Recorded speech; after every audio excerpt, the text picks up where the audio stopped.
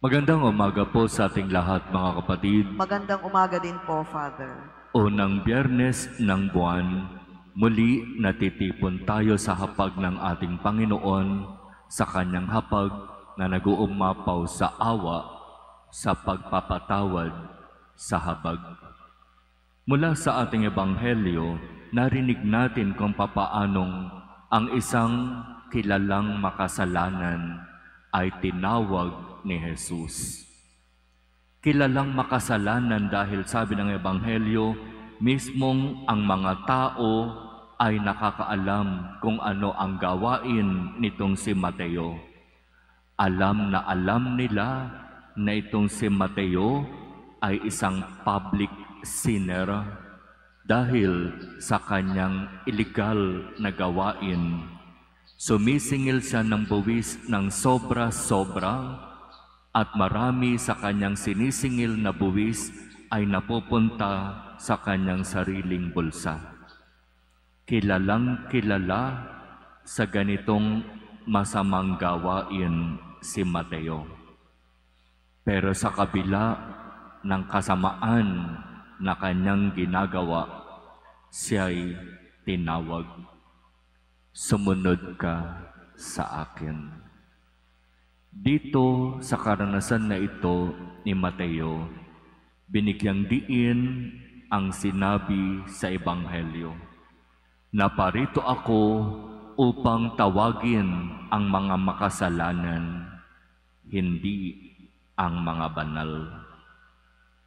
Ang nangangailangan ng manggagamot ay ang mga may sakit, hindi ang mga walang sakit. Mga kapatid, sa pagtawag ng ating Panginoon, ito yung ilagay natin sa ating isipan.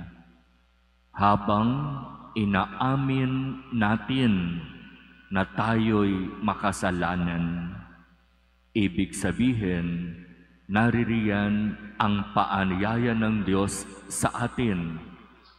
Tinatawag niya tayo upang tayo ay makasama niya sa kanyang kaharian. Tinatawag niya tayo upang maging kasama sa paglilingkod. Tinatawag niya tayo upang maging kabahagi sa kanyang gawain. Kaya habang sinasabi natin, ako'y makasalanan, hindi ako pwede sa paglilingkod sa simbahan sapagkat masama ang aking ginagawa. Habang sinasabi natin yon, para bang sinasabi ng Diyos, mas qualified ka na maglingkod. Hindi ang mga banal ang nangangailangan ng kaligtasan, kundi ang mga makasalanan. At sa pagtawag ni Jesus kay Mateo, habang siya ay nakaupo sa kanyang paniningil ng buwis, nagawang iwan ni Mateo ang lahat. Iniwan niya ang kanyang hanap buhay na nagiging daan ng kanyang pagkakasala. Iniwan niya ang kanyang hanap buhay na kanyang pag-asa sa buhay. Tinalikuran niya ang lahat ng ito para kay Jesus. Kaya mga kapatid, sa unang Biyernes ng buwan, ang pagtawag ng Diyos ay patuloy na ipinapaabot sa atin. Halika, sumunod ka sa akin. Ipagkaloob nawa ng Diyos sa atin ang biyaya na katulad ni Mateo, sa pagsunod sa Diyos, magawa din nating talikuran ang mga nagiging dahilan ng ating pagkakasala. Na katulad ni Mateo, magawa din nating iwanan ang mga pinanghahawakan natin sa buhay na naglalayo sa atin sa Diyos.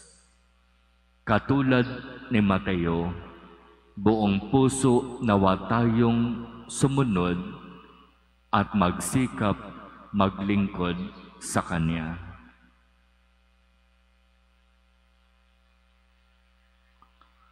Amen.